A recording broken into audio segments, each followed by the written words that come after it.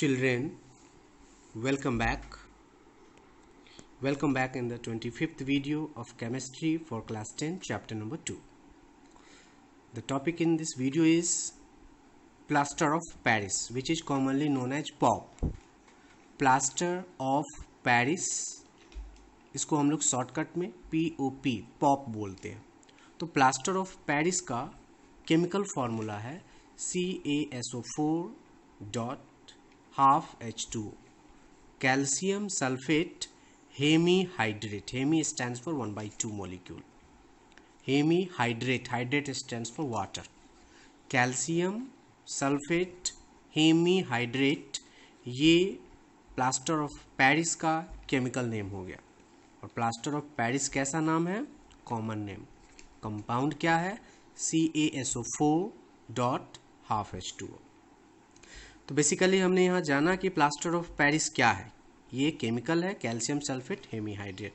अब हम पढ़ेंगे ये कैसे बनता है. तो याद रखना है, प्लास्टर ऑफ पेरिस बनाने के लिए हमको जिप्सम की ज़रूरत पड़ती है. किसकी ज़रूरत पड़ती है? जिप्सम. जिप्सम भी एक केमिकल है. सबसे पहले ये जिप्सम पेरिस में ही पाया गया था, इसीलिए इसका नाम प्लास्टर ऑफ पेरिस रखा गया. जिप्सम पेरिस में पाया गया, सबसे पहले पेरिस में ही बनाया गया जिप्सम से प्लास्टर ऑफ पेरिस, इसलिए इसका नाम प्लास्टर ऑफ पेरिस रखा गया.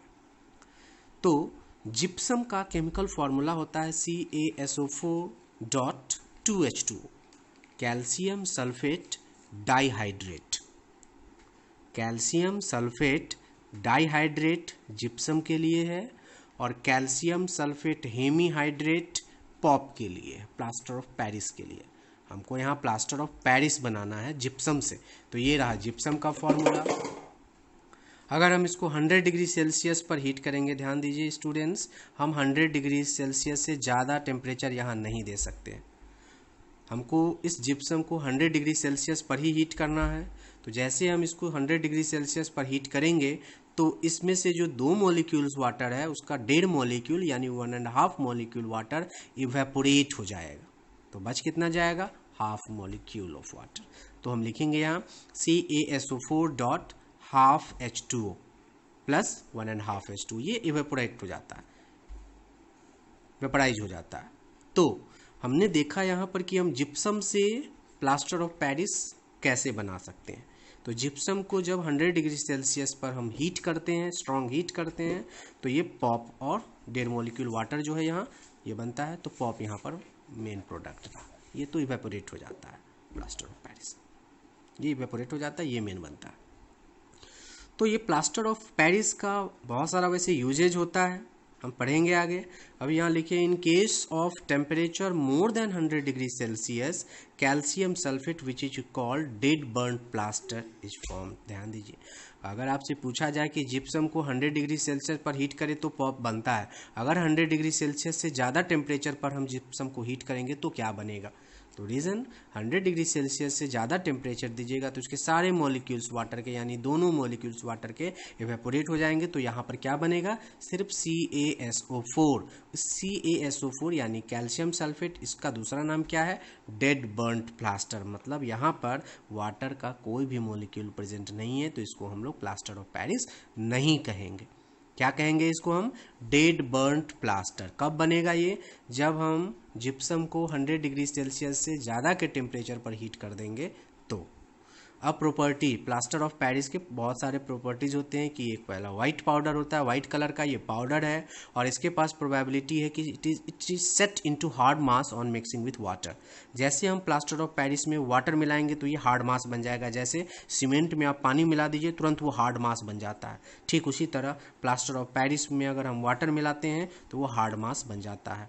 ऐसे CaSO4.12H2O ये प्लास्टर ऑफ पेरिस है. वाटर मिलाएंगे तो वाटर का ये 1.5 मॉलिक्यूल ले लेगा अपने साथ और बना लेगा जिप्सम CaSO4.2H2O, जो कि काफ़ी हार्ड होता है. फिर से समझिए, हम जिप्सम से प्लास्टर ऑफ पेरिस बनाएं. अब प्लास्टर ऑफ पेरिस में अगर 1.5 मॉलिक्यूल वाटर ऐड कर देते हैं तो फिर से ये जिप्सम बन जाता है, जो कि काफ़ी हार्ड है. इसीलिए प्लास्टर ऑफ पेरिस को हमेशा मॉइस्चर प्रूफ कंटेनर में स्टोर किया जाता है. Plaster of Paris is stored in a moisture proof container because if it is not done so, then it can react with 1.5 molecule of moisture and it will form gypsum which is very very hard. Plaster of Paris को हम moisture proof container में डालते हैं, ऐसे container में डालते हैं जिसमें पानी का अमाउंट न के बराबर नहीं ही हो। अगर ऐसा नहीं करते, मान लीजिए ऐसे कंटेनर में डाल दिए जिसमें वाटर जा रहा है, वाटर वेपर जा रहा है या वाटर का कुछ मॉलिक्यूल्स है, तो वो क्या करेगा, पानी से रिएक्ट कर लेगा और क्या बना लेगा, जिप्सम, बहुत हार्ड। चलिए यूजेस, इसके कितने यूजेस होते हैं, बहुत सारे यूजेस हैं। सबसे पहला कि ये हॉस्पिटल्स में यूज किए जाते हैं for setting fractured bones into its right position. Bones जब फ्रैक्चर्ड हो जाते हैं तो डॉक्टर प्लास्टर ऑफ पेरिस का ही यूज करके प्लास्टरिंग का काम करते हैं ताकि बोन्स जो फ्रैक्चर हो चुके हैं वो अपने सही जगह पर आ जाए। फिर इसका यूज हम लोग टॉयज बनाने में भी करते हैं। फिर ये वॉल्स को स्मूथ बनाने में किया जाता है ताकि अच्छे से फिर उस पर पेंटिंग किया जा सके। घरों के जो वॉल्स होते हैं उस पर प्लास्टर ऑफ पेरिस, जिसको हम लोग वॉल पुट्टी कहते हैं, तो वो लगाया जाता है, यही है प्लास्टर ऑफ पेरिस, उसको लगाया जाता है ताकि और स्मूथ वॉल बन जाए और आसानी से पेंटिंग हम दीवारों पर कर सकें। तो बहुत सारे इसके यूजेज भी हो गए।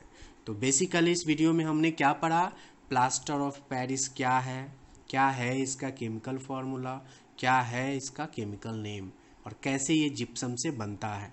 अगर हम 100 डिग्री सेल्सियस से ज़्यादा टेम्परेचर पर जिप्सम को हीट कर दें तो प्लास्टर ऑफ पेरिस नहीं बनेगा, तो क्या बनेगा, जो बनेगा उसका क्या नाम होगा, प्लास्टर ऑफ पेरिस की क्या क्या प्रॉपर्टीज़ है। हम प्लास्टर ऑफ पेरिस को मॉइस्चर प्रूफ कंटेनर्स में ही क्यों डालते हैं, नहीं डालेंगे मॉइस्चर प्रूफ कंटेनर में तो क्या होगा और डालेंगे तो क्या होगा, फिर कहाँ कहाँ इसके यूजेज होते हैं। तो बेसिकली ये सब कुछ हम लोगों ने पढ़ा।